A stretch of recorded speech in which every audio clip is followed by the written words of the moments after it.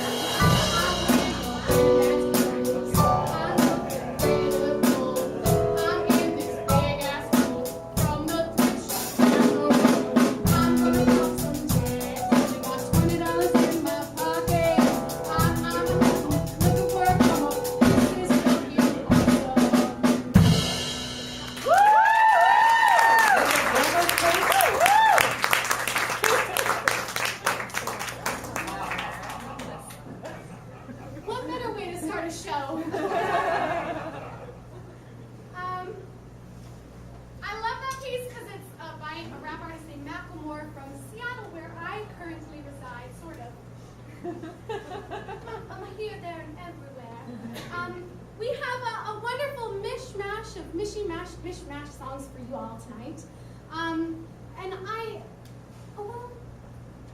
It's not so important who I am. What's more important is what I am. Which is I'm not like the other girls in the show. I'm something of a sore thumb. I'm starting to think that I'm different. And I suspect I know how come. My complexion stands out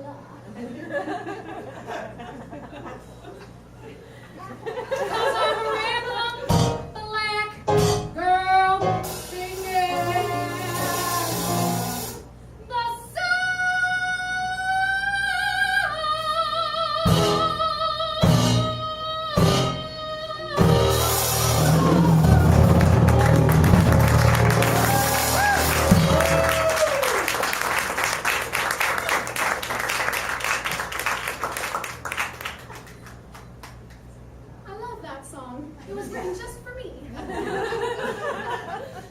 What if I was serious, you guys? This show is a lot of pieces that I'm not and things I really shouldn't be singing. And here's the one song that is something I am.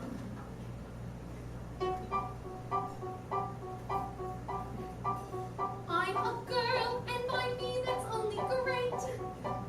I adore that my silhouette is curvy, that I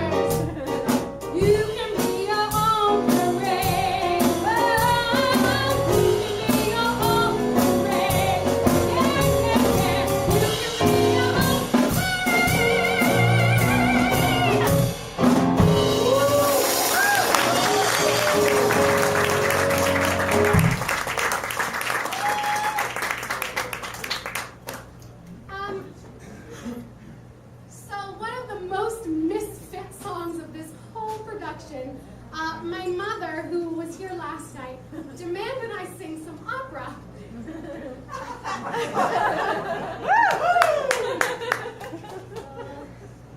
I chose a song because the San Francisco Opera, where I work, did this little production as part of their summer season. It's from the Tales of Hoffman by a composer named Offenbach. So I'm supposed to be a doll. And as some of you know, I have 3 degrees in music, and that's why we are deciding to do some opera.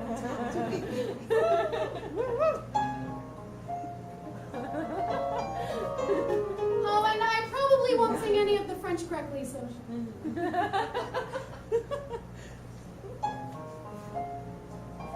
or get any of the notes correct,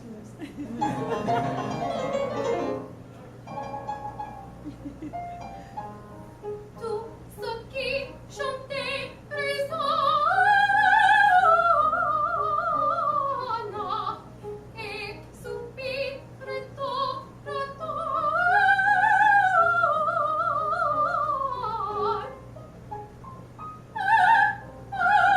Son cœur qui frissonne.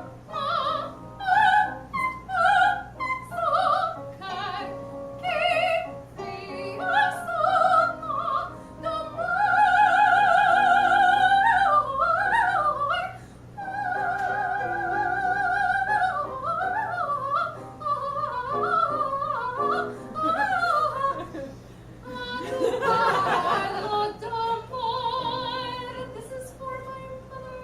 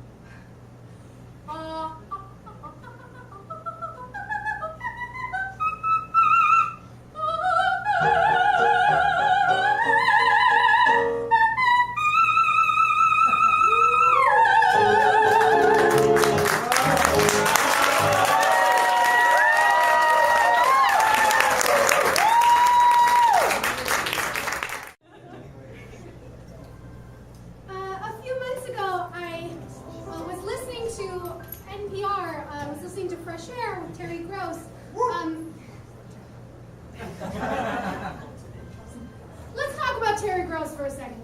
Just like 2 weeks ago, she was interviewing Michael Douglas about some award that he was given. I am not the hugest fan of Terry Gross, so just put that bias out there. And she was, oh, I know, ooh. She was interviewing Michael Douglas, and he had been awarded some big honor, and he apparently started tearing up when he got this honor. And so Terry Gross's question was, so you started crying during your honor, tell me about it. And it was just like, this was an emotional time. She should have said, this was a big, important day for you. It seemed like you were very overcome with emotion. Tell us, what was that like? But instead, her question was something like, you're a pussy motherfucker. Tell us about your weeping. Anyway, prior to that, in case you're wondering who listens to the most NPR in this room, it's literally.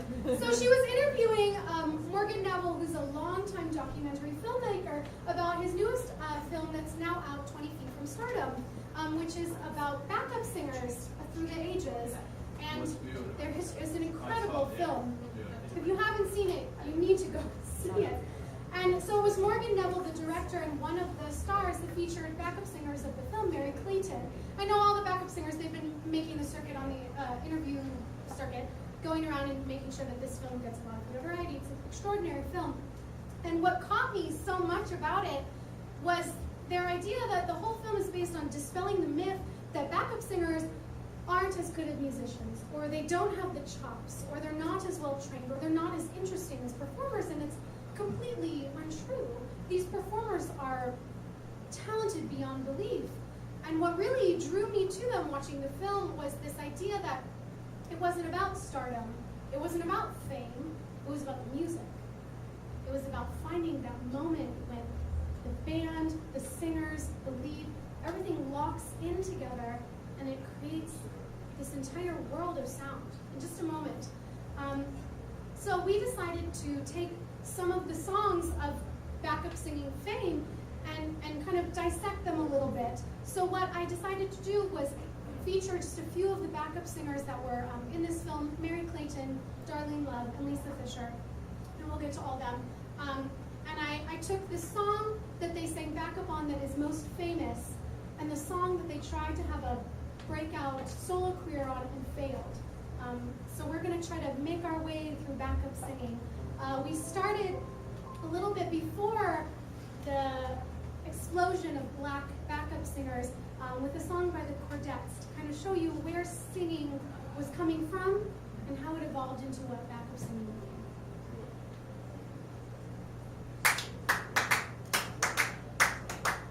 Lollipop, lollipop, oh lolly, lolly, lolly, lollipop, lollipop, oh lolly, lolly, lolly, lollipop, lollipop, oh lolly, lolly, lolly, lollipop.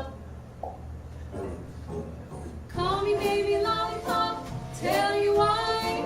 Her kiss is sweeter than an apple pie. And when she does a shaky rockin' dance, man, I haven't got a chance. I call her lollipop, lollipop, oh lolly, lolly, lolly, lollipop, lollipop, oh lolly, lolly, lolly, lollipop, lollipop, oh lolly, lolly, lolly, lollipop.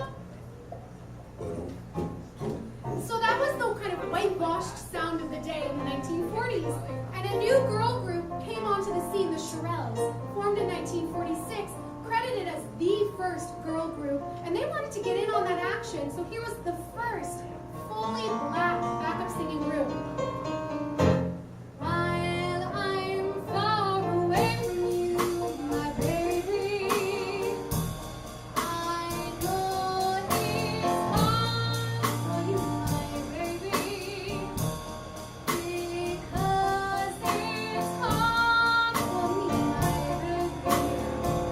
The darkest hour is just before dawn. Each night before you go to bed, my baby, whisper a little prayer for me, my baby. Then tell all the stars above, this is dedicated to the one I love. So the Shirelles, they started to feel that the tides were turning. People wanted to hear a more voluptuous sound. They wanted to hear that rich gospel sound that was coming out of the black churches. So the Shirelles morphed their sound a little bit into what we're more used to them sounding like. Hey, do, do, do. Hey, do, do, do. Hey, hey, hey, do, do, do. Hey, do, do, do. Mama said there'll be days like this, days like this. Mama said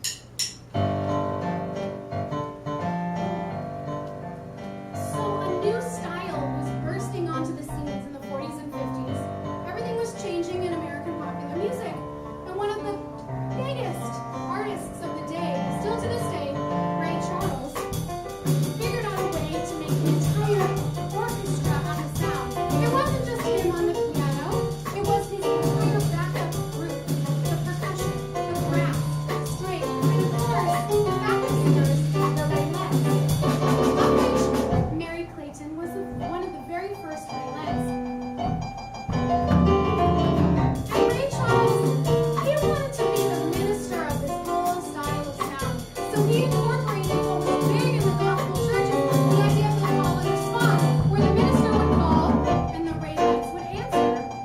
So we're going to do that a little bit.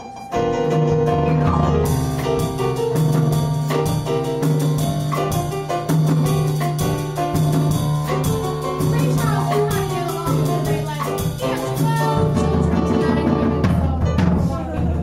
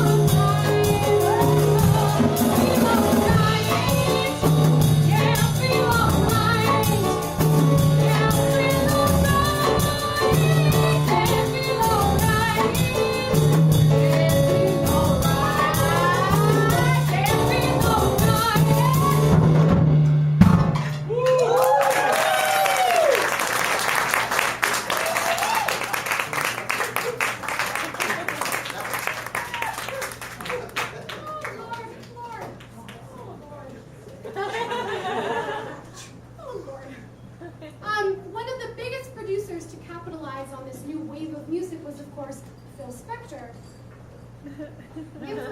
Infamous Phil Spector. And one of his first artists that he signed with was Darlene Wright, who he changed her name to Darlene Love. And the group that she came with was called the Blossoms. Beyond talented, extraordinary musicians and singers. And Darlene was so excited to get into this record company because she wanted to make it. She had this idea, she had the talent, she had the drive, she had everything. And Phil Spector fed her that dream.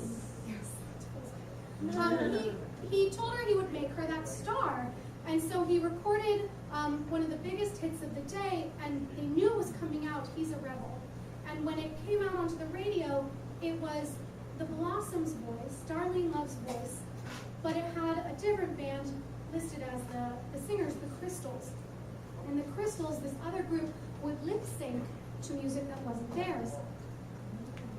So here's that first song that Darlene Love recorded for Phil Spector.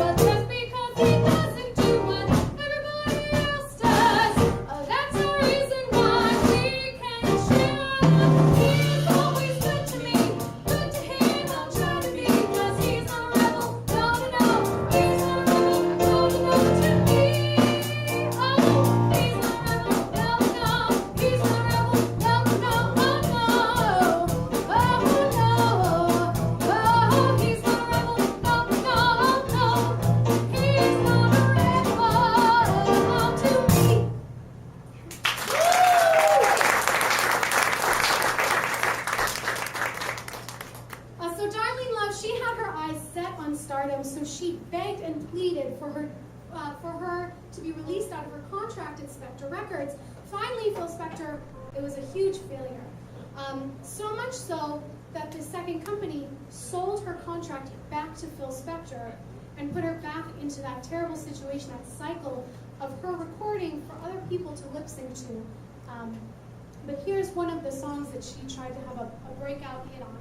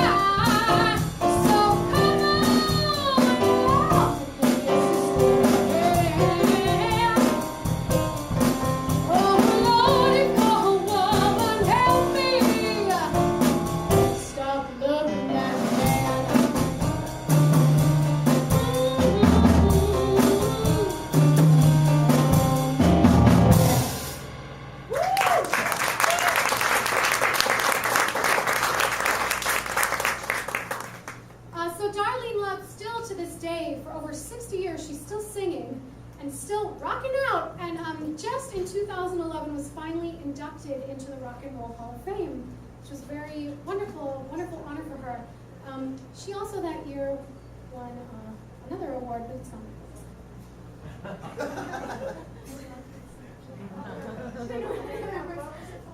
Nothing, I don't remember nothing. Never mind. Ignore the man behind the curtain. One of the other singers featured in this film, of course, Mary Clayton, one of the most prolific backup singers of all times. Literally, if you listen to music anywhere from the 1940s almost up to today, it's her voice that is singing backup. It's her or another family of backup singers, the Waters family. But truly, if you go back and listen to some music, it's all Mary Clayton. Mary Clayton had everything. She had the full spectrum to be a huge star. She had the voice, she had the looks, she had the musical chops, she had a huge, talented staff behind her trying to get her out into stardom, and she just never made it. There was a saying that was happening during the day, there could only be one Aretha. And so that was kind of her pitfall in life. The song that she tried to have a breakout career with was featured on a little-known film called Dirty Dancing from 1987, a film that I've not seen. So, I don't know that I've ever seen her in anything except Tu Wong Fu. Thank you very much.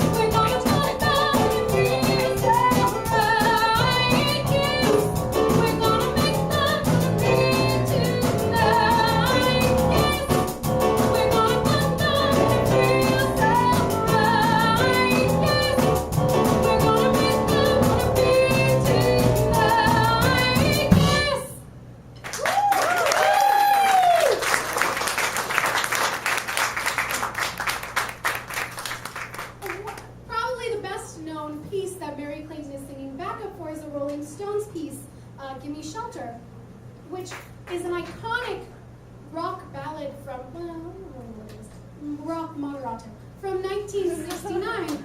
And the Rolling Stones, they were bringing this piece around, and it had all this toil and trauma, and so, trauma. And of course, this piece is used in movies, TV shows, commercials. It's everywhere. It's iconic, especially the opening part.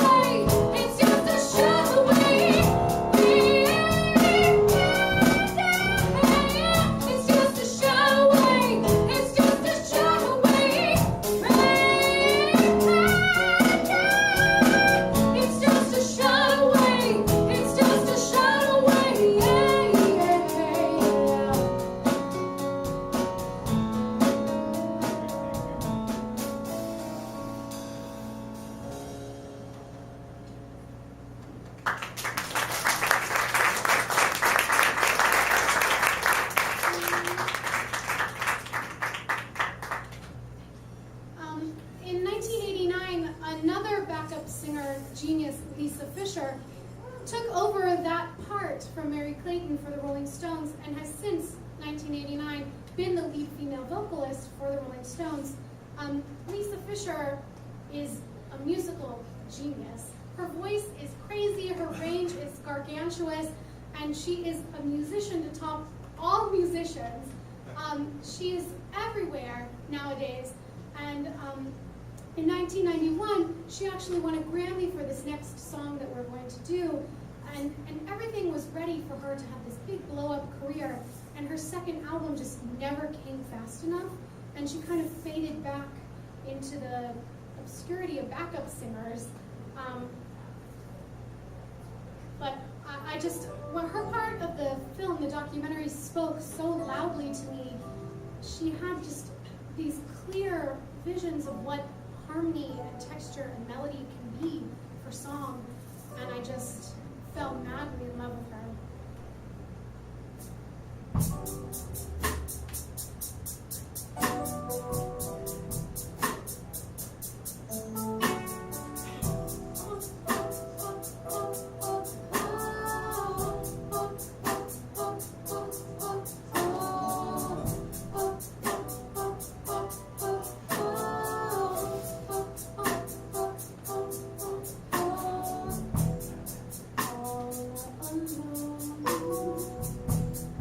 On my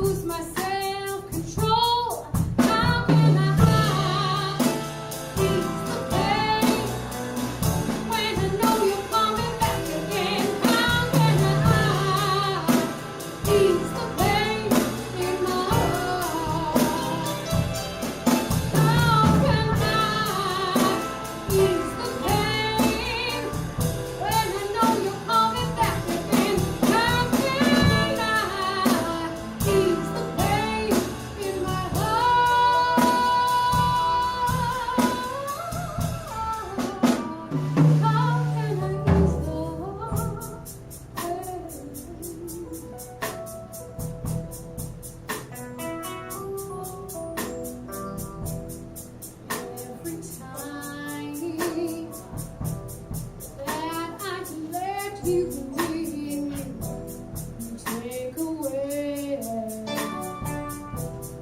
something deep within.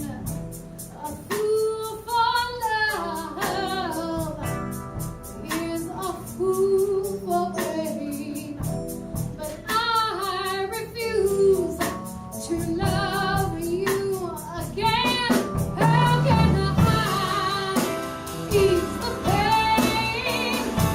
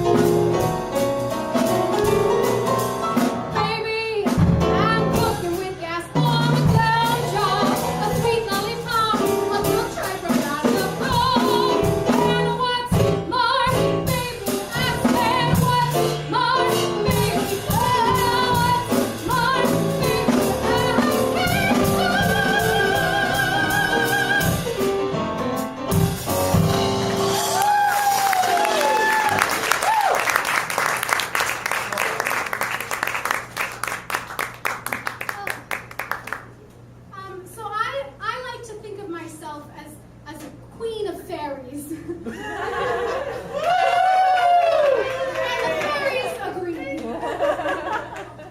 I put big expectations on my minions, and I expect returns from them.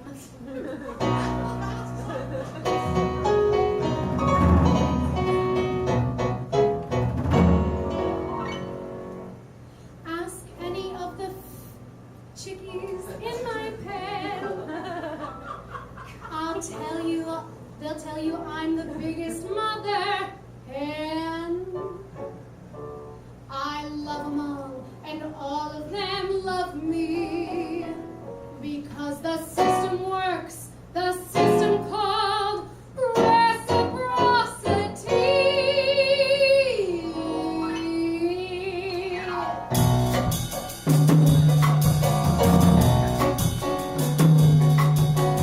Got a little motto, always sees me through. When you're good to mama, mama's good to you. There's a lot of favors I'm prepared to do. You do one for mama, she'll do one for you. They say that life is tit for tat, and that's the way I live. So I deserve a lot of tat for what I've got to give. Don't you know that this man washes that one too? When you're good to mama, mama's good to you.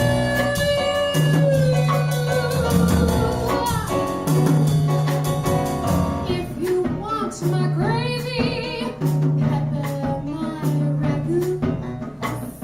Pass it up for mama, she'll get hot for you.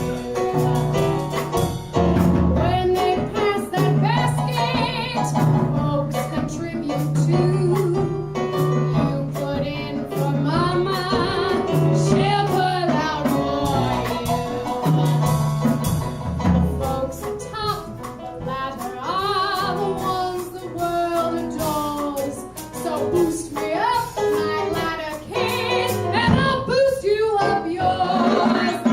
Let's all stroke together like the prince and groom. When you're stroking mama, mama's stroking you. So what's the one conclusion I can bring this number to? When you're good to mama, mama's good to you.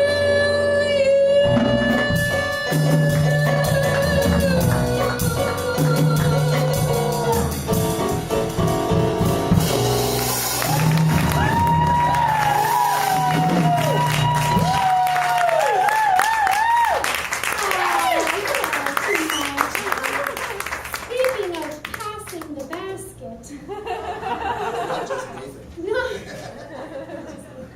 my adorable, fabulous single doorman Nathan, who's performing in Hedwig now, go see him at Boxcar, is going to bring around our proverbial basket. Just in case you. We are going to move on, however. Is this like gay type?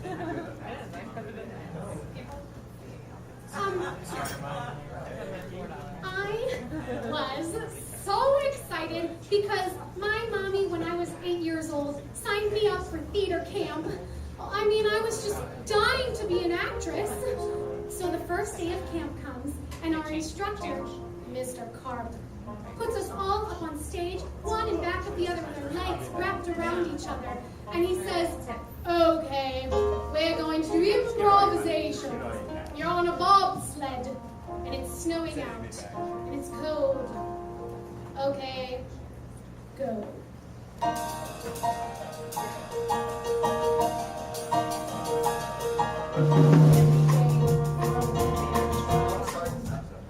That's my fault.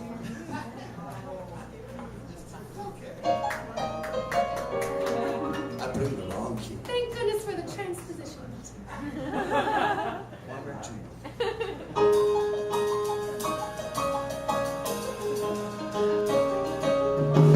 day for a week, we try to feel the motion, and down the hill. Every day for a week, we would try to hear the wind rush, feel the chill. And I dug right down to the bottom of my soul to see what I had inside. Yes, I dug right down to the bottom of my soul, and I tried. And everyone's going, whoosh, whoosh. I feel the snow, I feel the cold, I feel the air. And Mr. Carp turns to me and he says, okay, Alyssa, what did you feel? And I said, nothing. I'm feeling nothing. And he says, nothing could get a girl transferred. They all felt something, but I felt nothing, except the feeling that this bullshit was absurd. But I thought to myself, hey, it's only the first week, maybe it's genetic. They don't have bobsleds in Berkeley.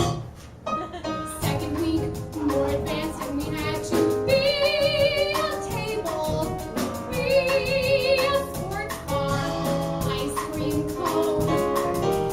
Mr. Carp, he would say, very good, except Alyssa. Try Alyssa all alone. And I dug right down to the bottom of my soul to see how an ice cream felt. Yes, I dug right down to the bottom of my soul, and I tried to melt. The kids yelled nothing. They called me nothing. And Carp allowed it, which really makes me mad. They were so helpful. They told me hopeless until I really didn't know where else to turn. And Mr. Carp kept saying, Alyssa, I think you should transfer to swimming. You'll never be an actress, never. Jesus Christ. Went to synagogue, praying on my sin me guidance, on my knees. Went to synagogue, praying on my, help me feel it, pretty please. And a voice from down at the bottom of my soul came up to the top of my head. Yes, a voice from down at the bottom of my soul. Here is what it said. This man is nothing. This horse is nothing. If you want something, go find a better class. And when you find one, you'll be an actress. And I assure you that's what finally came to pass. 6 months later, I heard that Carp had died. And I dug right down to the bottom of my soul and cried, 'cause I felt nothing.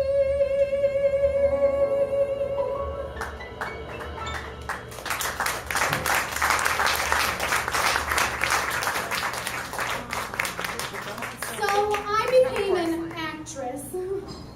I mean, I would go on all these auditions, but I would never get cast in anything. But after a while, I caught on. I would dance rings around the other girls and end up in the alley with the other rejects. I saw what they were hiring.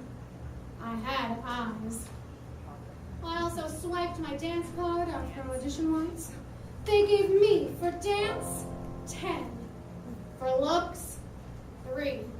Well, dance 10, looks 3, and I'm still on unemployment, dancing for my own enjoyment. That ain't it, kid. That ain't it, kid. Dance 10, looks 3. It's like to die. Left the theater and called the doctor for my appointment to buy tits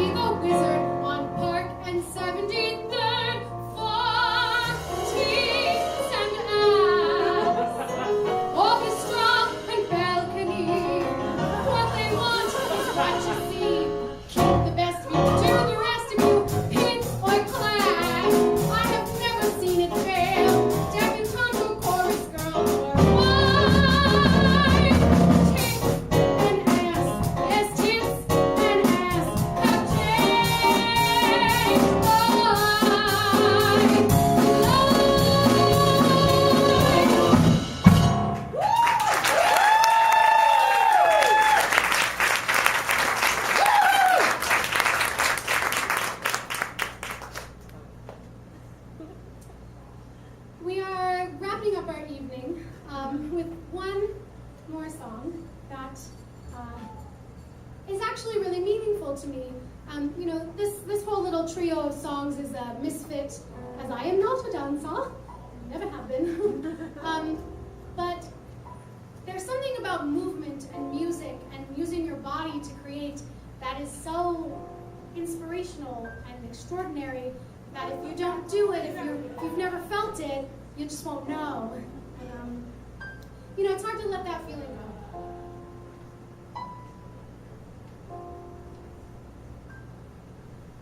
Give me somebody to dance for. Give me somebody to show. Let me wake up in the morning to find I have somewhere exciting to go. To have something that I can believe in. To have someone to be. Use me, choose me. God, I'm a dancer. A dancer dances. Give me somebody to dance with. Give me a place to fit in. Help me return to the world of the living by showing me how to begin. Play me the music, give me a chance to come through. All I ever needed was the music and the mirror and the chance to dance for you. Give me a job and instantly get me involved.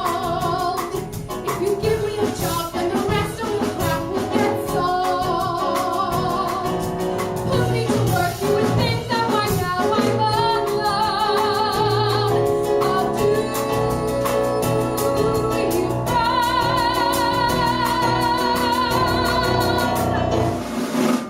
from your road to go on to. Help me to think that I'm strong.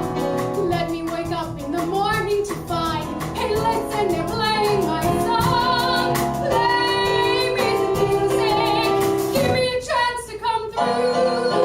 All I ever needed was the music and the mirror to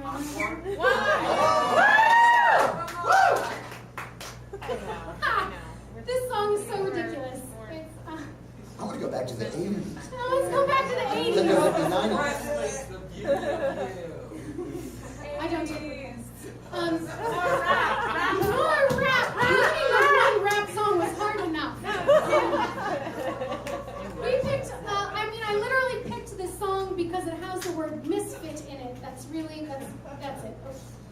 Y'all are gonna sing along with me at some point.